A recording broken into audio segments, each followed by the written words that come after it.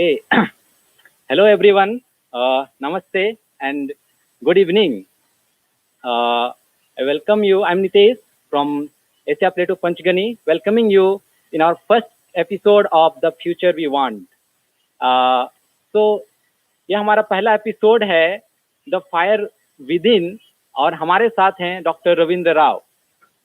So, over 56 years ago, a call, call inspiration came from the call of a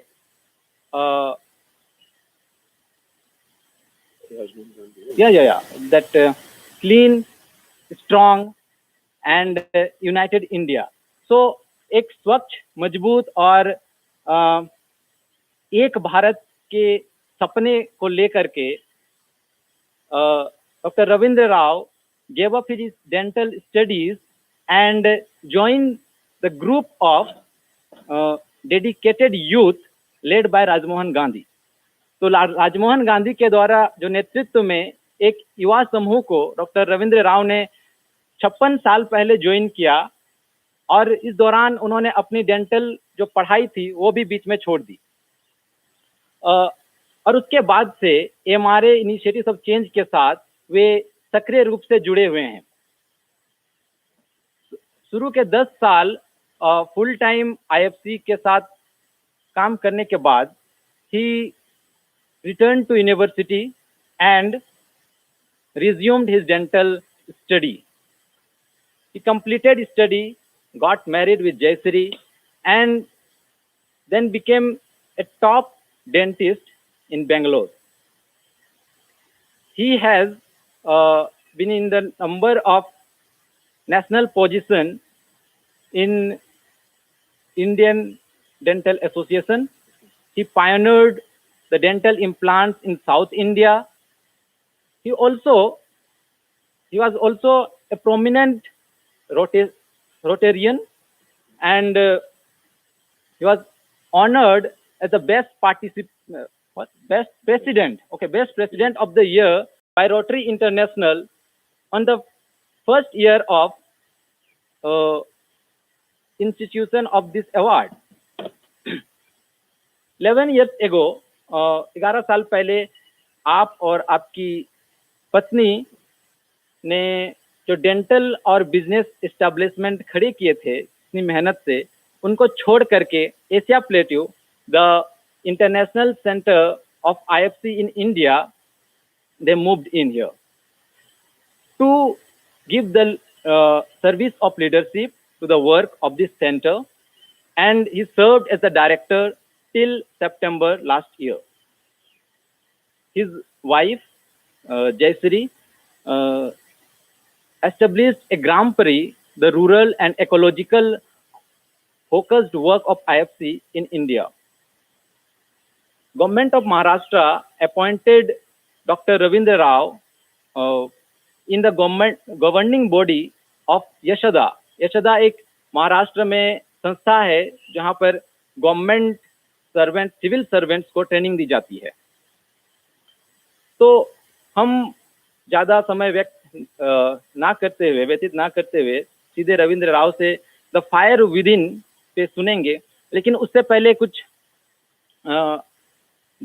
बातें कि अगर आप इस बात के दौरान अपनी कुछ सवाल या कोई जिज्ञासा कहना चाहते हैं तो आप कमेंट में हमें लिख सकते हैं, और डॉक्टर राव के टॉक के बाद we will take those question. And या फेसबुक और यूट्यूब में थोड़ी सी डिले हो सकती है, तो आप उससे घबराइएगा नहीं और हमारे साथ बने रहिए. धन्यवाद डॉक्टर राव. धन्यवाद Nitesh. Really, I would like to dedicate this talk to the happiness volunteers. For those who don't know, there are a group of some 500 odd young people in many parts of the country who have risen to the occasion of very great need at this time of pandemic, and trying to help them, put them in touch with where they can get the food and provide shelter, whatever that is required. They have, and they do not belong to any particular group. They just young people who are friends and mutual friends who rose to this occasion because they felt they must take care of their countrymen. Something great inside you, you volunteers, has made you volunteer for this great work. Let it become the driving force even after the COVID crisis passes. Because what drives you and your generation will decide the country's destiny and brings you satisfaction, and you will build the future you want. It's rather funny to ask the 76-year-old man about the future he wants. Well, when I was young, I too aspired for a future, and that's how I was inspired by this young man, as he was then, Rajmohan Gandhi, and his group. When we started, it was a dream, a great dream of a great future. When we learned that it took more than a dream to make it come true, that it took commitment and sacrifice, many of us turned back, but some kept going. So now at 76, my future has already come. Not very pretty, is it? But it is your present. Because of you, there is still hope for your future. You know, your desire to provide the needy comes from your care and compassion from deep within for those who are suffering. We took too long, my generation took too long to see the need to be driven by love and compassion to realize that dream. But we haven't but we have learned along the way that without unselfish love and commitment, the vision of a new India is just hollow. Most of you have started from the other end, from the end of love and care, not from the end of dream. COVID has brought the picture dramatically before you to which you rose. It has generated in you a powerful compassion and care. I thought I had understood poverty. I grew up in a lower middle class family with just enough to survive.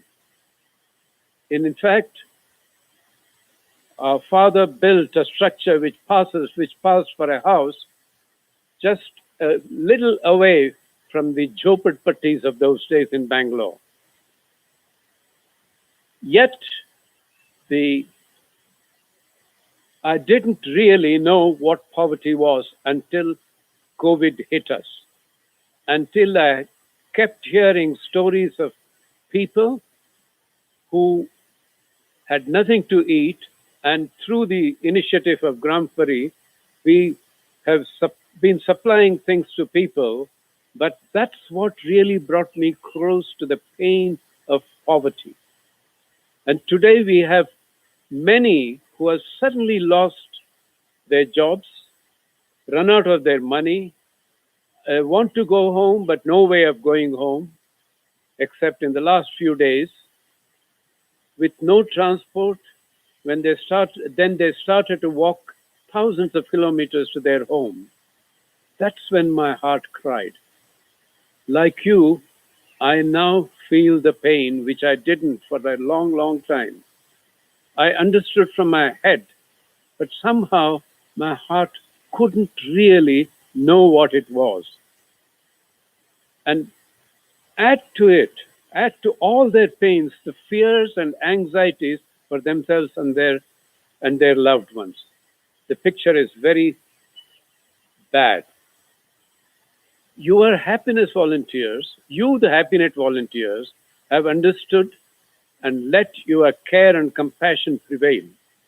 That brings us all hope. You are the hope for the future we want. You have a fire in your belly to let our brothers and sisters live and live fairly well.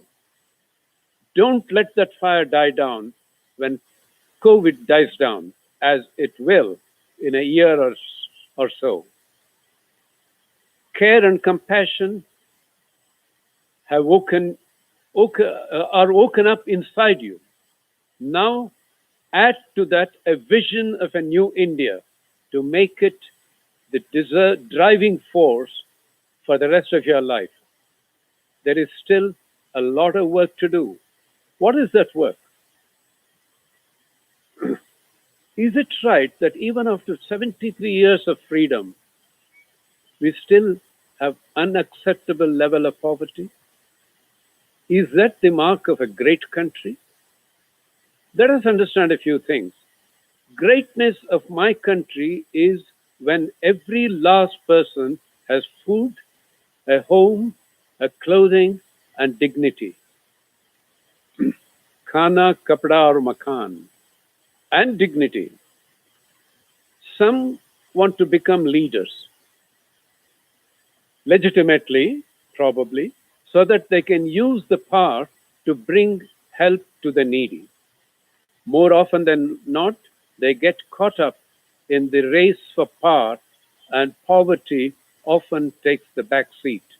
Dealing with poverty takes a back seat. Poverty is still in the front seat. But there are others like you who care for their countrymen. When this care and compassion becomes your driving force, you see the vision of a new India where hunger, homelessness, or divisions and deprivation do not exist. There is dignity for all, and we will be humane to each other.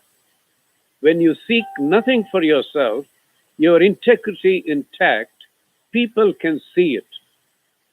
Such people will earn trust and honor, and they would lead very naturally. Such leaders will not hanker after power and may or may not get any position, but they will be listened to as long as the trust is not broken. Whatever the profession you choose, make this your vision and this vision a permanent force of your life. Then you can build the future you really want in your lifetime. You can do that in your lifetime. Such a vision should include everyone everywhere. For any thought that excludes anyone is too small for today, for it creates us and them division and will soon be driven by hate, and hate is easy to generate because all of us are prone to have prejudices. It can only bring conflict and misery, not cooperation and comfort, which is what you as Happiness volunteers are bringing. This is a vision of love which all great religions have taught. That love banishes selfishness and greed from our hearts. It makes us want to be authentic, honest, and unselfish so we can have a great country. Our joy comes from bringing a smile to the faces and tears of happiness to the lives of to the lives that had misery in them. Keep at it, dear friends. Enlarge your vision. Aim big. Be clear on your goal of a great country and a world that is one, and above all, start with yourself. Everything you want your leaders to do to be started with ourselves if things were to move forward. The world respects our nonviolent freedom struggle and seeks to learn from it even today. Of course, they have a long way to go. We have a long way to go. We have gone back. Let's be proud of that past. But remember that ancient and past glory cannot make the present great, cannot fill hungry stomachs, cannot wipe the tears of the suffering. Your love and determination for Sarve Jano Sukhino Bhavantu, happiness of all, everyone, everywhere, will make India great again. Thank you. If you have any questions, please shoot them, and I will try my best to clarify what has not become clear.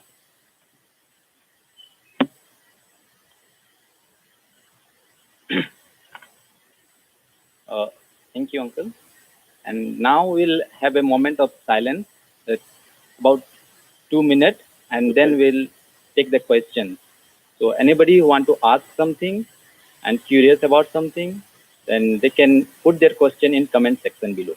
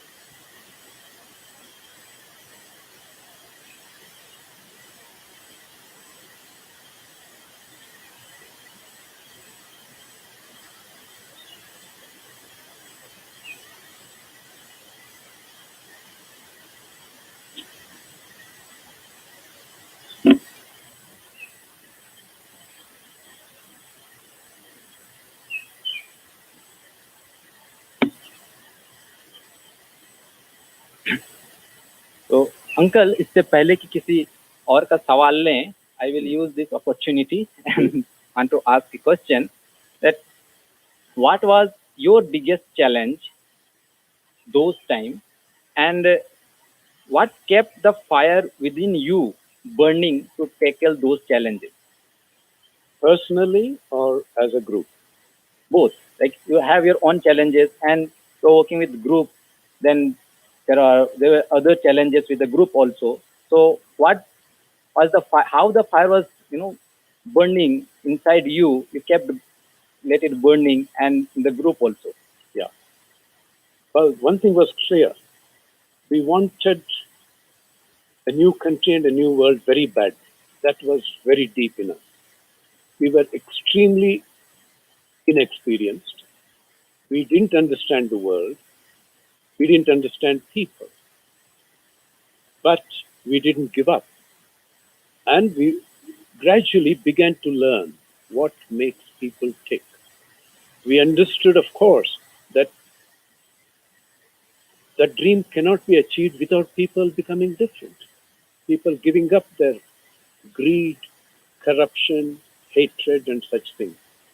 But what we did not know was how to do it. And we still are searching in many ways, but we have come a long, long way, not in changing them, but helping them to lead something that's inside you.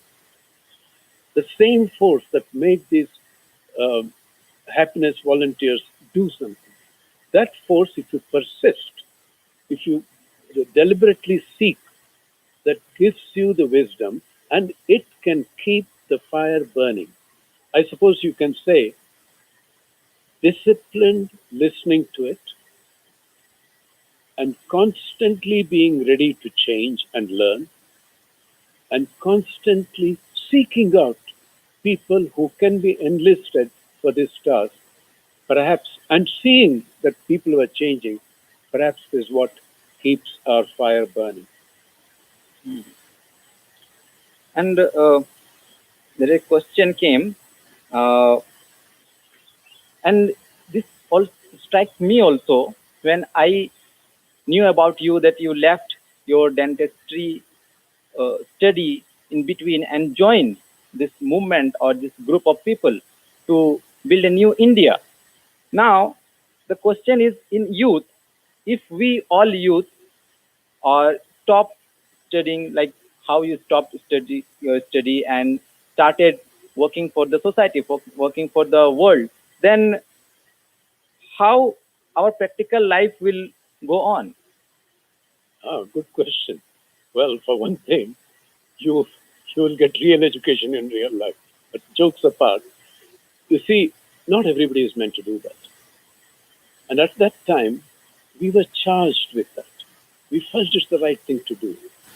And today we are mature not to encourage everybody to give up everything that you're doing and come.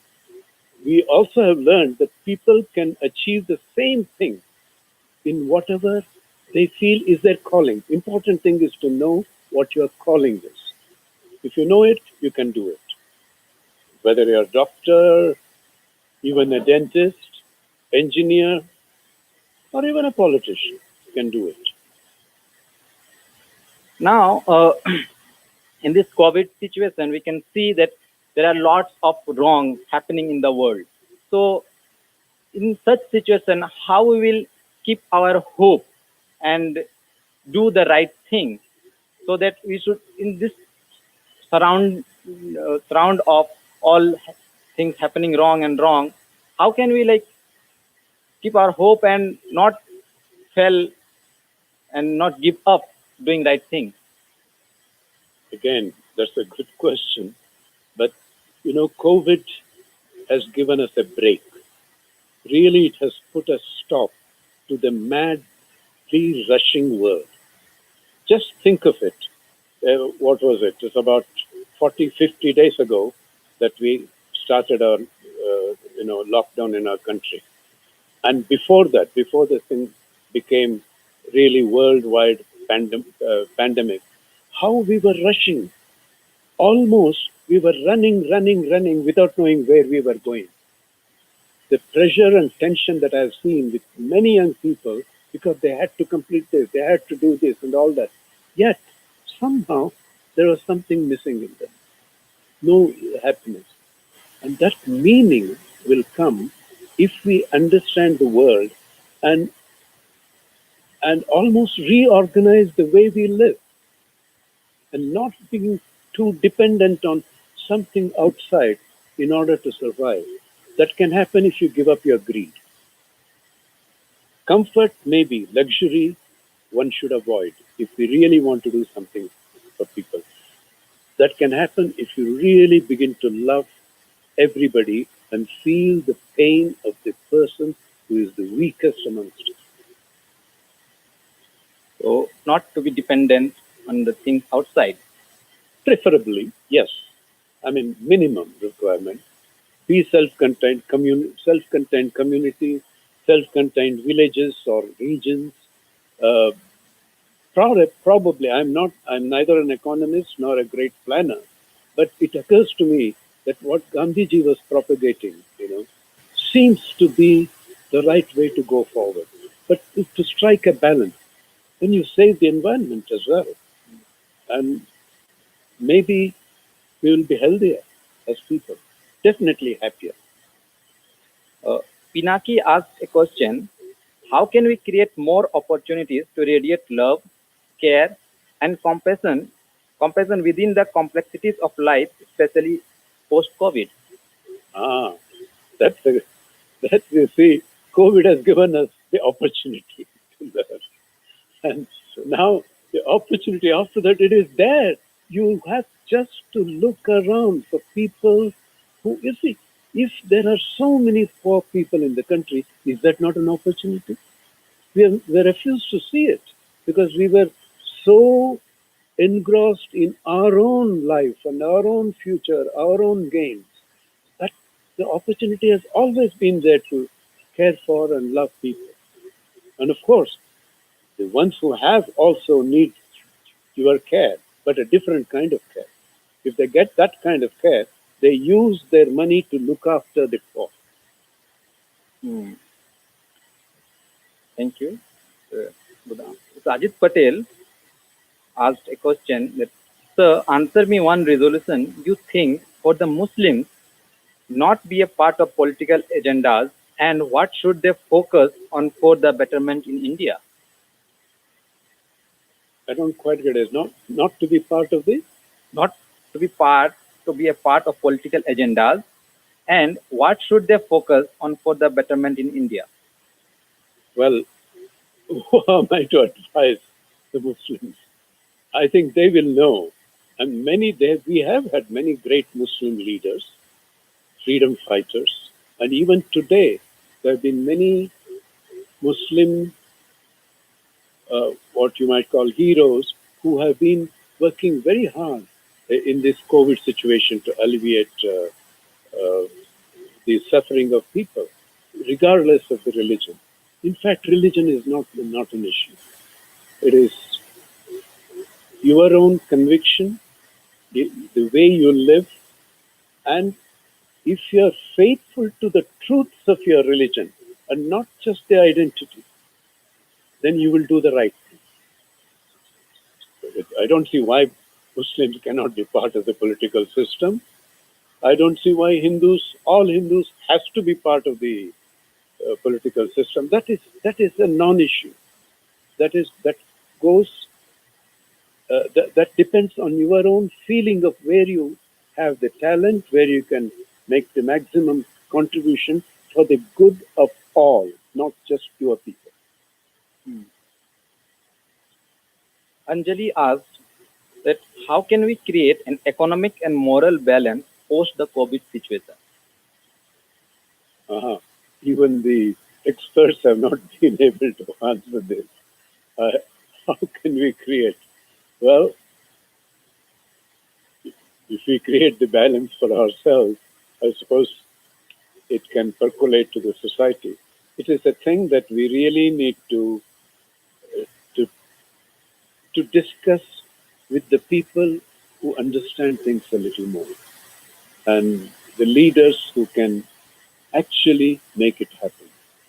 I'm afraid I'm not able to answer that question satisfactorily. In fact, nobody knows what the future holds. Like you said, कि because of the COVID, there is the opportunity for care and compassion and all these things. But there is also a challenge coming up, like hatred is developing, discrimination is also increasing in different way. How to challenge that? How to face that challenge? And sometimes I too feel like discrimination and hatred coming inside me. So how to tackle that?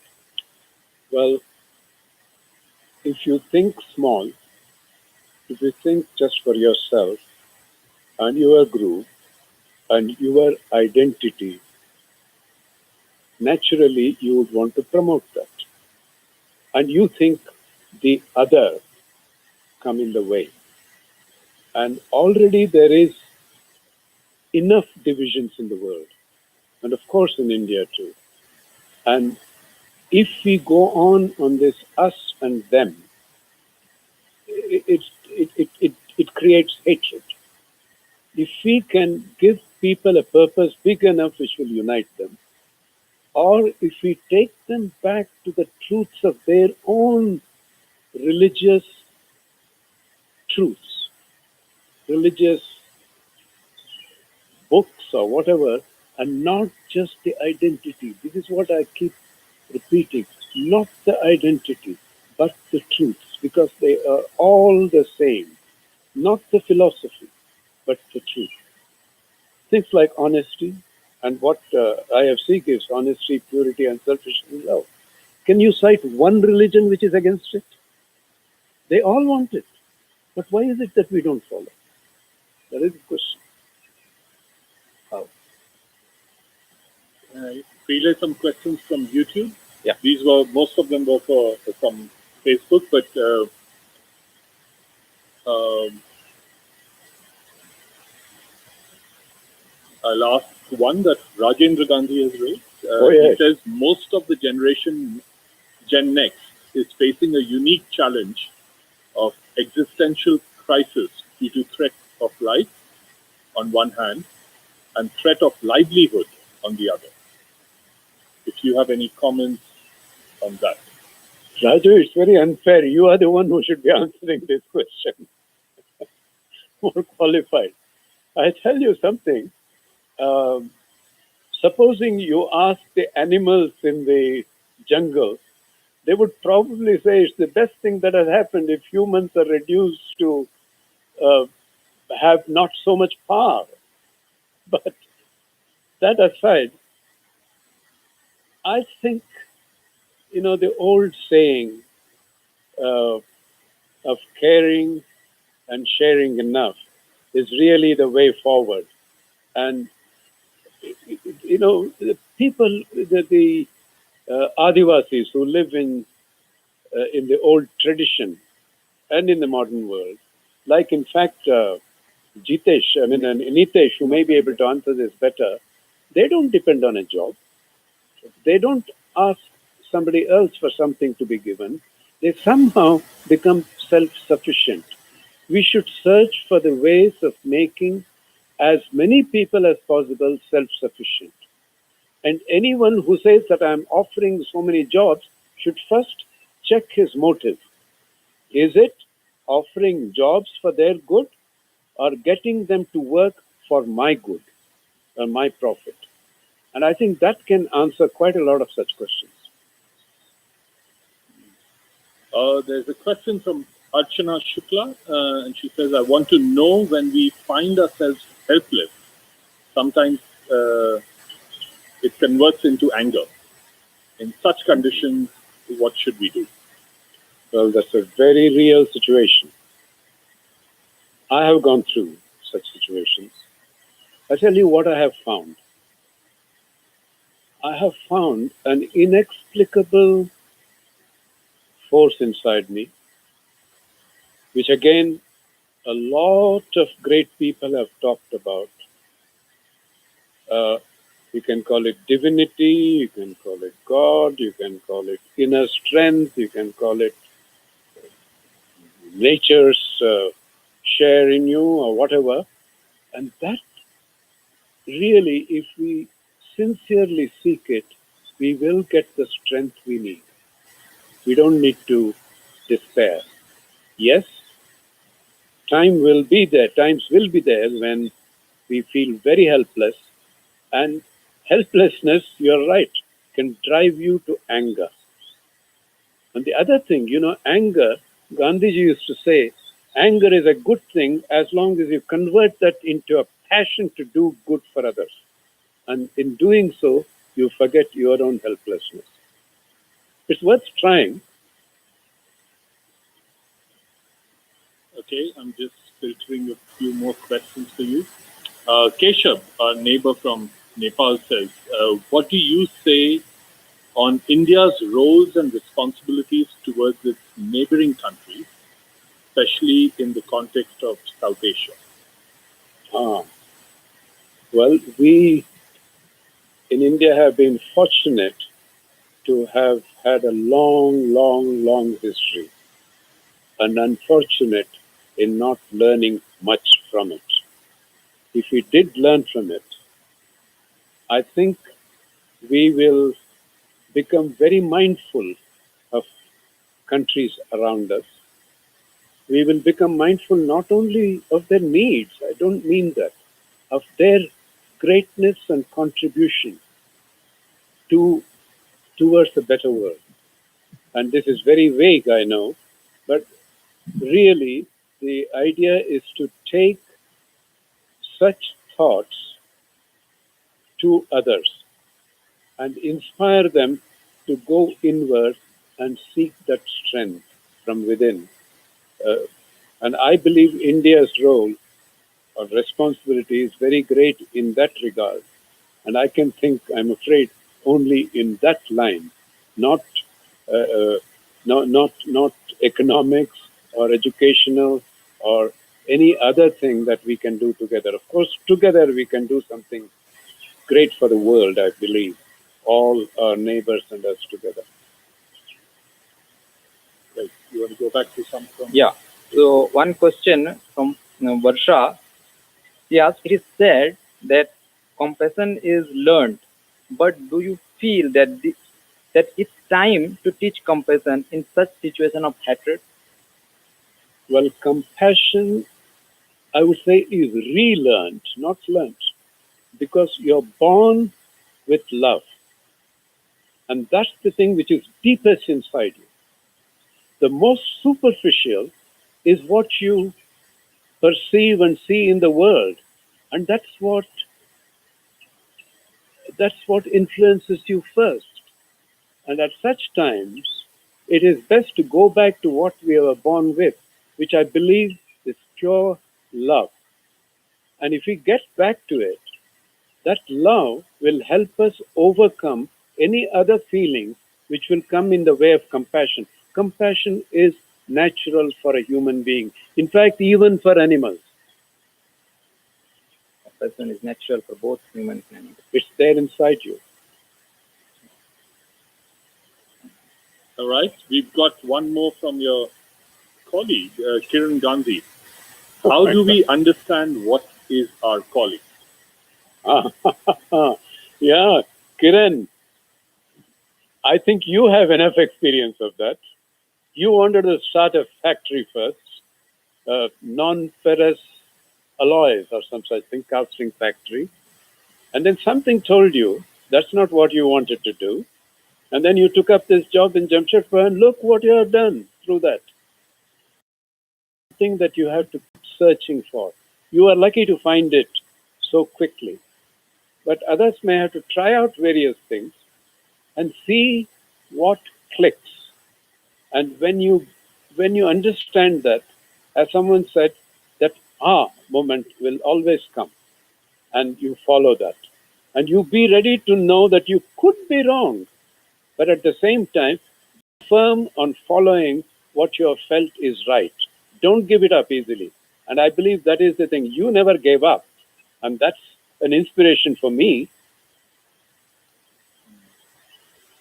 We've got Tompang. I think he's in Thailand right now. He says, how do I help a person who knows that the present direction is wrong and a change can bring a difference that is needed, but that person is not able to change, instead is resisting as it is difficult? I'm thinking of some of your experience in early Jamshedpur times.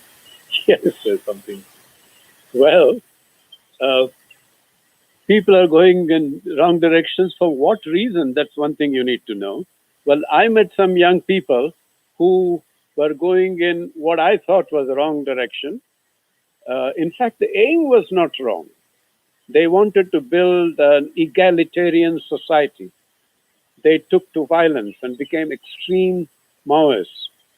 Luckily, they hadn't gone too far, and their theory was there are so many exploiters who are rich, and the only way we can create a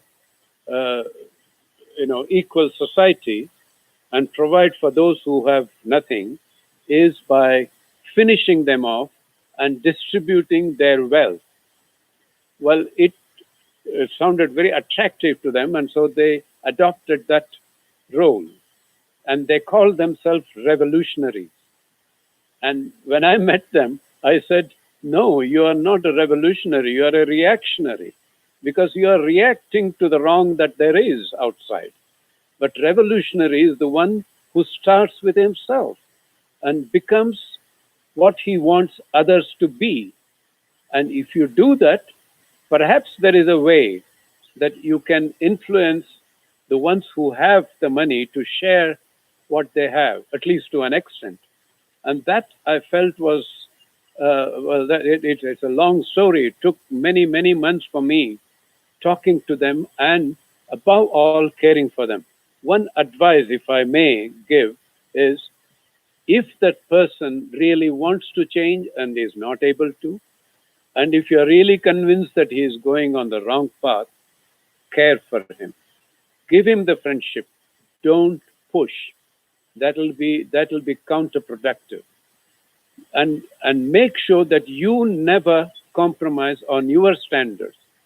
Or if you're forced or if you're very tempted and you sort of fall from your path, be honest about it and don't justify.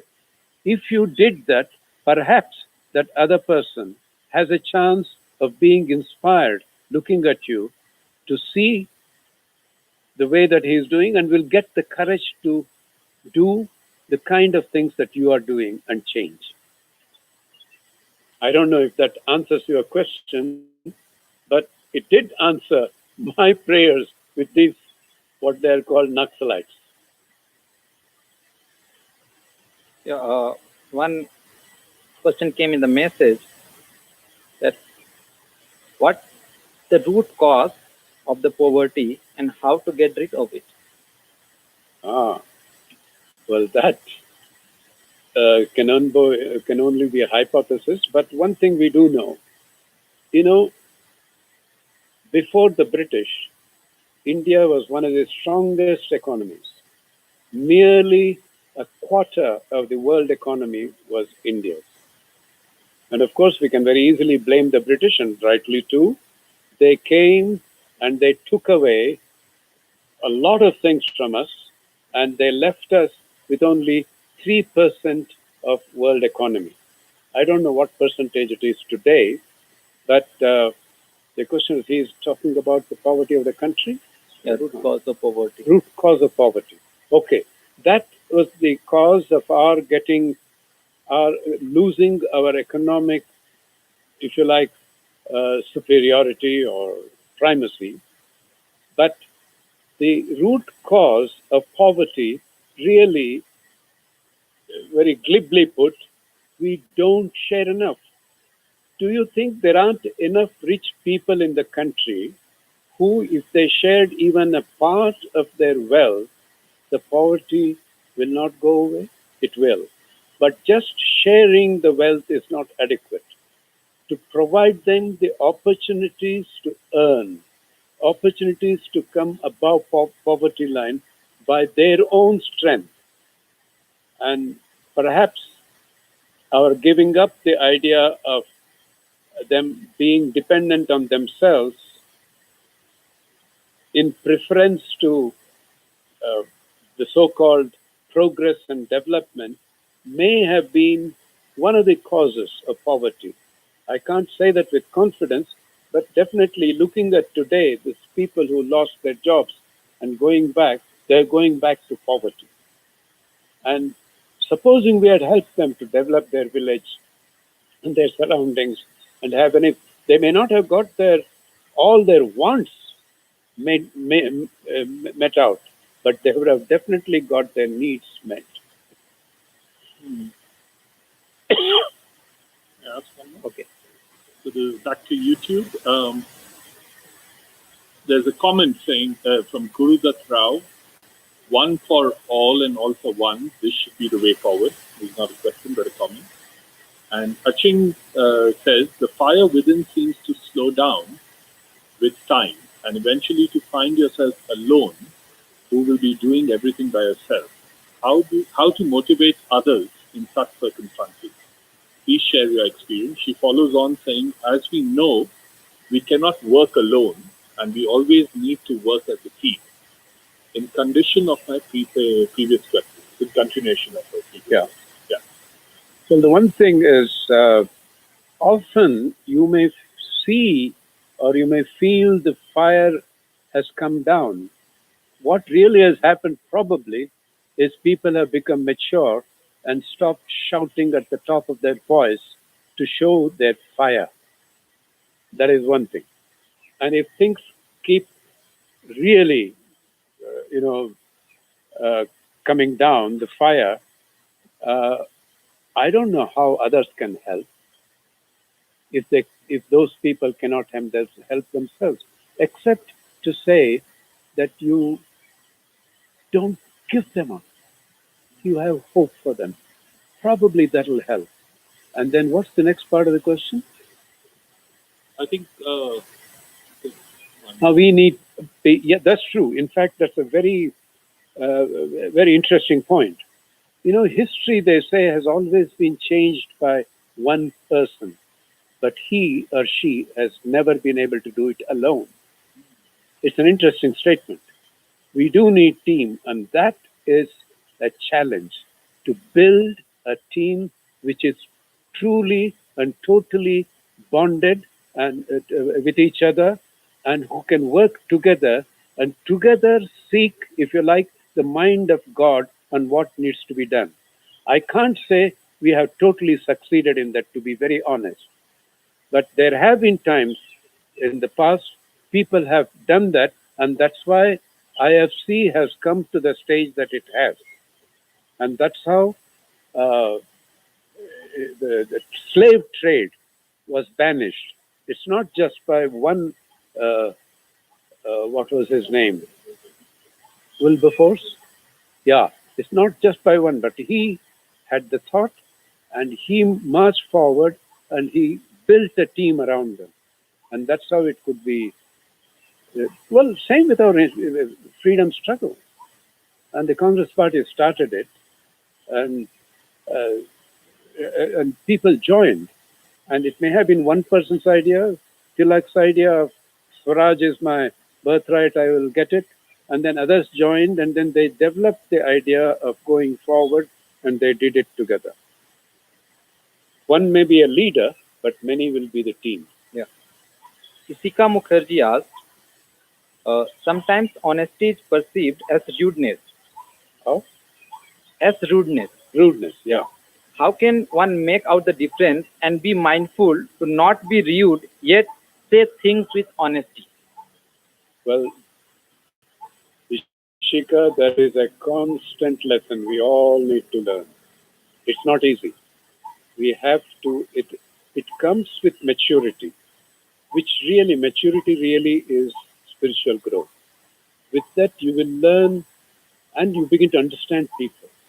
You will begin to learn honesty. Say, for instance, uh, giving a feedback honestly to somebody. You have to pick your moment. You should see whether you are the one to give the feedback or it should be somebody else. And that somebody else will have to choose the words and mood and think carefully. It's almost, you have to train yourself to be honest and still acceptable. But sometimes you just have to be honest. It may sound as rude. Uh, Nivand Kumar asked, due to lockdown, pollution became less and nature is healing.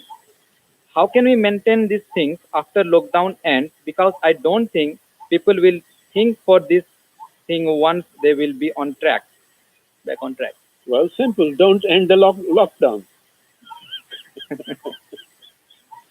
Well, we have to, I'm also a little skeptical that people will not go back. But I think this has been a strong enough jhatka, so I don't think they will easily forget it. And I hope there will be enough leaders who will not forget it, because they are the ones who will make the law. And if we cooperate with them, maybe we will, but we will not be able to maintain the same level of cleanliness today.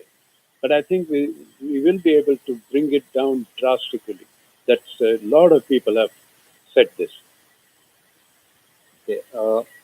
Hariom Sharma asked, how can we create skills and competences at local level so that less migration and growth at hometown, and how local products can be sold to get product value need guidance how we can proceed. I have no idea. I have no idea how you can do that. Uh, things have gone so far with this kind of unhealthy competition. I really don't know how to answer this. But individually, If we can avoid temptations, if we can avoid greed, I suppose, we will be able to contribute positively towards it. How to end it? I don't know. You need good leadership, I suppose. So there's a question from Archana Dubey from Delhi. How youth, I think she's asking how can the youth recognize inner calling to address challenges? How do you really recognize what is inner calling? Well, I would cite calling a bit like what Steve Jobs has said often. You have to keep searching, keep your motive straight, and keep searching. And when you get it, he says that's your moment. You will know when you get it. You won't miss it. Tutu writes, how do you envision the education system and in the context of the after the pandemic, post-pandemic education system? I don't know if there's something you would like to say to that. I have no idea about the education system, but I think what we need to educate people is in the basics of what is it? Humane, being humane and creating a humane society. The other part of education, what is relevant, what is not, and I think the experts will figure it out. And I think if they do it in consultation with sensible teachers and students, they might hit it off. They might hit off. They might hit the target. Get the new education system. So now I think we can take one or two questions. So one question came from Saurabh Acharya. He asked that how do we balance between responsibilities and passion? Sometimes responsibility and passion. Yeah, passion. So sometimes the future we want does not really match with responsibilities we have. Yeah. Saurabh, the first part of your question, how do we match responsibility and passion? Often, I have made the mistake. I have felt passionately about something, excited about it, and gone about it irresponsibly. In fact, my family thought I was very irresponsible in giving up my dental studies. Probably they are right too. One doesn't need to be too afraid of it, but it didn't do me any great harm. But at the same time, what really will do it is becoming mature within to be able to seek that inner voice, that inner guidance, and consider all the pros and cons, get the opinions of people, seek advice, and eventually go back to that inner voice. And I don't know any other way of avoiding irresponsible decisions. I think this will be our last question. Salil Roy asked, how do we differentiate act of compassion driven by an instinct of self-glorification and with those driven by selfless intent? I ask this question as during this COVID-19 period, we find act of compassion pouring in from every corner, but also taken as opportunity for self-glorification. That danger is always there, Salim. All we can do is we be true to our calling, our inner self. And the others, well, if you can find them, call it out. But really, we need to build trust. Otherwise, this kind of a thing is always there in any situation. People who have not really given up their selfishness will happen. Maybe you can find some way of helping them. Thank you. And the thing that touched me most was the love and compassion should be the driving force. With that note, we will wind up our episode here. So this is a series we started today, the future we want, and we'll continue doing it. So please stay tuned to our Facebook page and YouTube channel. Like our Facebook page and subscribe our channel so that you will get the latest information about our next episode in this series.